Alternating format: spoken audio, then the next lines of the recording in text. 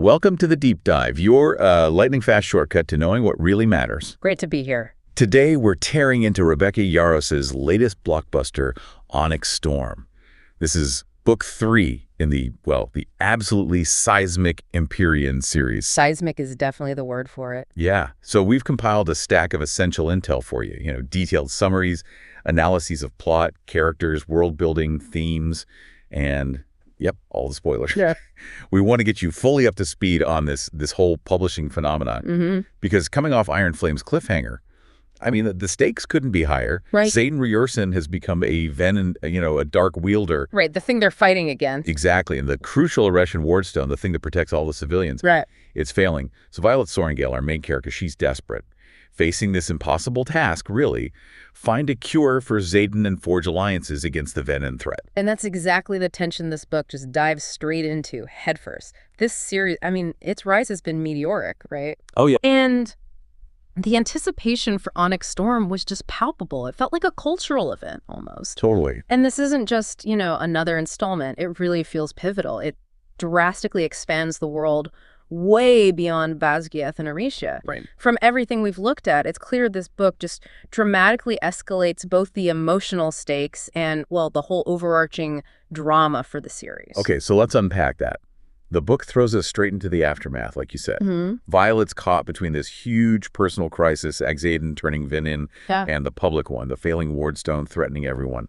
What's her first move, right out the gate? Well, she's absolutely consumed by guilt, first off, and this almost obsessive need to save Xaden. Understandable. Yeah, so her initial, singular commitment is finding that cure, whatever it takes.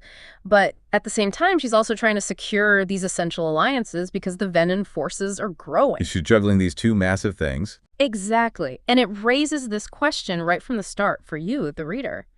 How far is she actually willing to go? What lines will she cross? So, with all that turmoil, what does this actually mean for Navarre and its allies?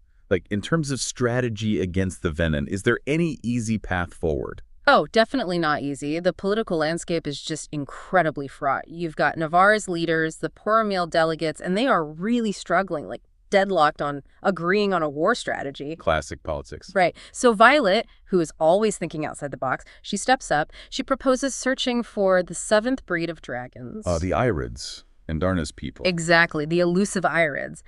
She believes they might hold the key to a cure for the Venin condition. But here's a fascinating twist, right? She gets passed over.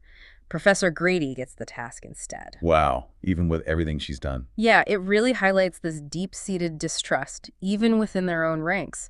And meanwhile, just to add another layer of complexity, Negan gets reinstated as the Duke of Tyrrendor. Which must make things even more complicated between them. Yeah. Oh, absolutely. Politically and personally. Okay, so faced with that political gridlock, Violet being Violet, she doesn't just sit back, right? She does something pretty audacious with that Wardstone. Exactly. That's a huge moment. She basically goes rogue. What does she do? She covertly rewrites the ancient Wardstone, runes herself.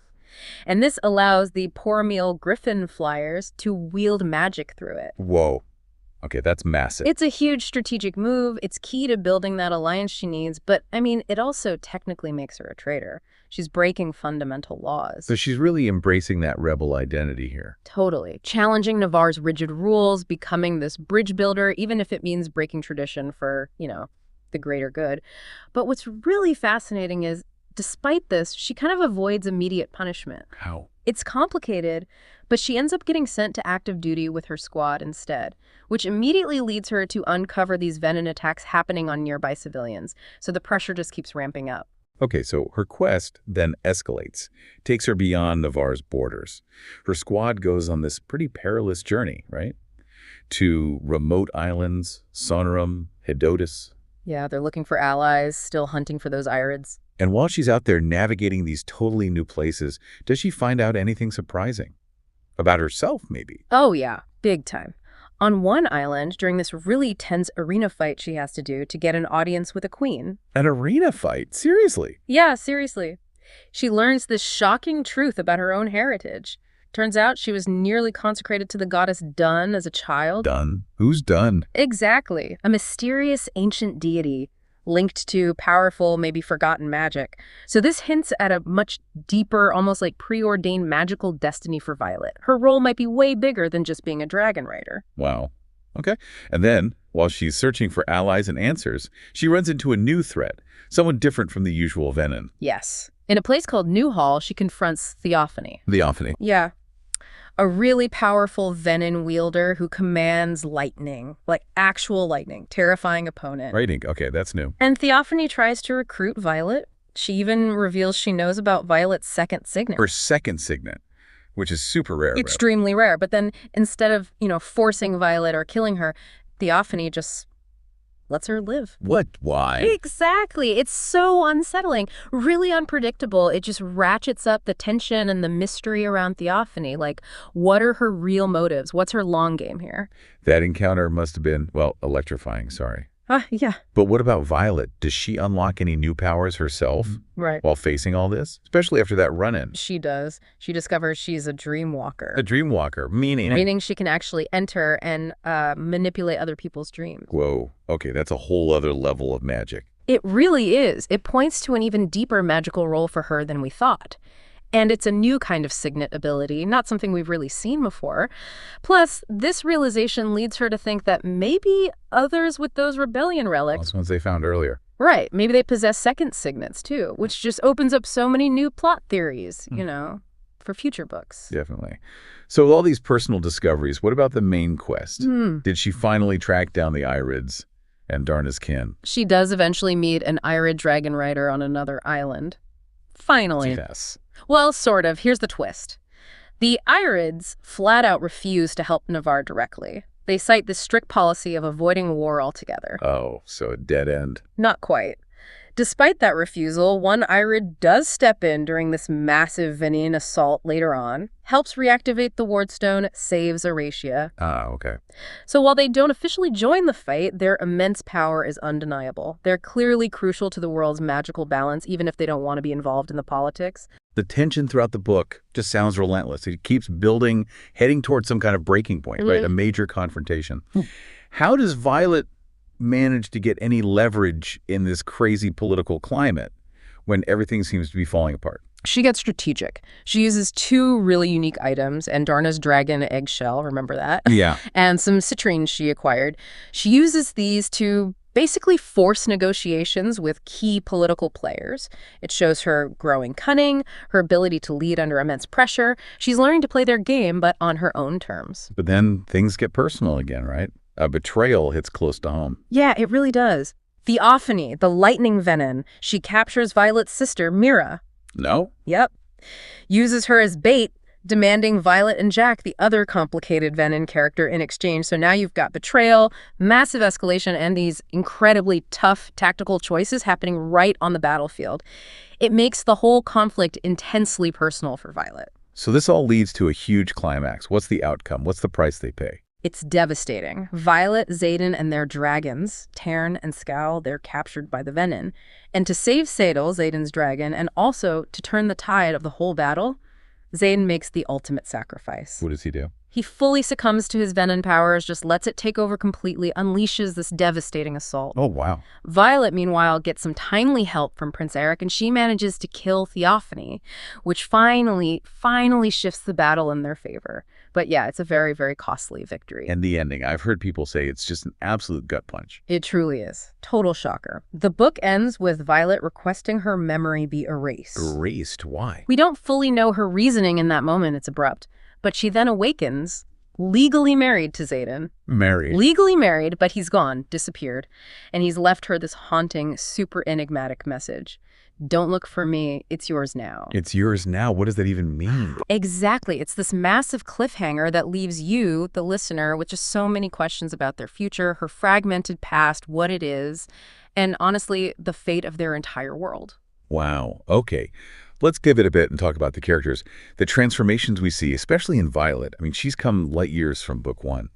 How does Onyx Storm define her evolution? Oh, dramatically. She goes from that anxious, physically fragile trainee we first met into this truly strategic leader, a powerful rebel. Her discoveries, the dreamwalking, her heritage linked to Dun, her unwavering moral stance against the war, they really define her growth in this book. Yeah. That memory wipe at the end, I mean, it just screams a completely new identity journey ahead for her. She has to figure out who she is all over again. And Xaden, his arc across the series, but especially culminating here, it's just tragic. This book really feels like it seals a dark path for him. It absolutely does. His journey is intense, from enemy to lover, and then ultimately, tragically, to full Venin. It's all about profound self-sacrifice, this intense inner conflict. He really embraces the darkness to save her. He does, to fight for Violet. It shows the depths of his love, maybe his desperation, too. And his disappearance at the end adds this huge emotional weight, this agonizing mystery for whatever comes next. It's a powerful, really dark turn. And Theophany, the lightning wielder, she's not just a straightforward villain, is she? Seems like her motives are more complex. Definitely not simple. She's a really complex antagonist. She's constantly testing Violet's courage. But also, crucially, she reveals these vital secrets about how signets and power work in this world. Like the second Signet thing. Exactly. Her agenda feels much darker than just, political ambition. It hints at something broader, maybe even cosmic levels of villainy yet to be fully unveiled. Is she a main player or a pawn for something even bigger? We don't know yet. This book also really expands the world building and the dragon lore, which, let's be honest, is a huge part of the appeal for fans.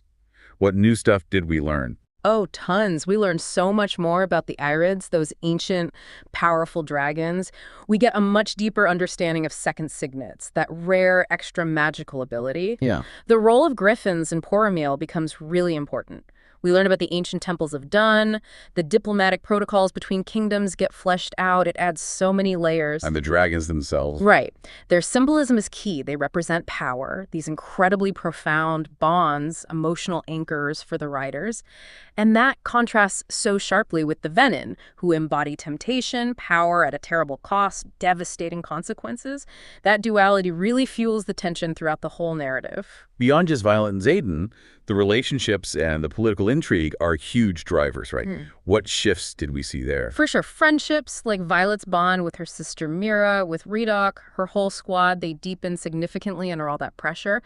Those bonds solidify. They need each other. Absolutely. And at the same time, the alliances with Poromiel, the power dynamics within Navarre's nobility, that stuff fuels constant intrigue, constant suspense. And the betrayals, the bargains made throughout the story, they really hammer home the high cost of war, the intense moral dilemmas these characters face, making impossible choices. And we have to talk about the romantasy aspect. Yeah. It's core to this series' DNA. Yeah. How does that play out in Onyx Storm amidst all the war and magic? The intense love story between Violet and Xaden, yeah, it remains absolutely central, even with everything falling apart around them. Now, some critics, they find certain dialogue a bit Cringeworthy. Yeah, maybe a bit cringeworthy or overly dramatic sometimes. But fans, overwhelmingly, they adore the emotional roller coaster. They love the passionate moments, the magical connection, that sort of invisible thread binding them together. It's that tension. Exactly. They really appreciate that tension and the deep connection, even when, circumstances are literally tearing them apart. There are definitely moments in this book that just, boom, stick with you. What were some of the major highlights for you, things that really stand out? Okay, yeah. For me, the Wardstone breakthrough is huge. Violet just deciding I'm changing the runes, allowing Griffin magic. It's such a turning point diplomatically, strategically, and such a risk. Totally. Violet discovering her connection to the goddess Dun, her heritage, during that island quest. That feels like a really profound personal revelation, hinting at something much bigger. Yeah, that one's intriguing. And the battle in Newhall, Violet's fight against Theophany, the lightning, Theophany trying to recruit her. Yeah. It's just memorable for the sheer tension and unpredictability. Right. And then, of course, as Xaden's full Venin transformation, seeing him fight like that in front of his friends, it's incredibly emotionally powerful, just devastating to witness. Yeah, that sounds intense. And that ending you mentioned, Violet's final awakening, waking up, memory's gone, married alone. Yeah. It slams the book shut with such a shock, such a powerful hook for whatever comes next. Absolutely. And what's really fascinating, too, is seeing how the critical reaction to Onyx Storm stacks up against the overwhelming fan reception. It's quite the contrast. Yeah, this book is a true phenomenon, wasn't it? Historic success, fastest-selling adult novel in like 20 years, millions of copies just in the launch week. Insane numbers. Critics are constantly drawing comparisons. Yeah. Harry Potter, Hunger Games, Divergent, his Dark Materials, though they always note Onyx Storm has more explicit content and romantic steam. Definitely steamier, yeah. It really captured the zeitgeist, like you said. Really? But yeah, despite those massive sales, the reviews from actual critics are pretty mixed. Fans almost universally hail it as completely bingeable, emotionally gripping. Right. But some critics find the pacing a bit uneven. Maybe the world building feels rushed in spots. And yeah, the romance can sometimes read as predictable or, like you said, even cliched to them. It's such a testament to how different people experience the same story, that divide between popular appeal and critical analysis. Exactly. It really highlights that. Yeah. So wrapping this up, what does this all mean for you, our deep dive listener? Well, Onyx Storm is undeniably a super high stakes, really emotionally charged entry in this massive Romantasy saga. You've got Violet's unwavering moral compass, even when it's tested. You've got significantly expanded dragon lore, intense political drama, that shocking betrayal. It absolutely cements itself as a major turning point in the Empyrean series. It sets the stage for everything still to come. So you've now got the essential knowledge. Consider this your shortcut to being fully informed about this huge book. You understand the core plot, how the characters are evolving, and the pivotal events that are definitely going to shape the rest of the series. And maybe connecting this to the bigger picture, it leaves you with an important question to mull over. Thinking about Violet's self-imposed memory wipe and Xaden's cryptic departure with that message, "Don't look for me, it's yours now," what do you think is the ultimate cost of their love, their sacrifice? And maybe more importantly, how is Violet going to navigate a future she literally can't remember? While potentially being legally bound to someone who's embraced the darkness and just vanished, what deeper responsibility or maybe destiny do you think it's yours now really signifies for her role moving forward?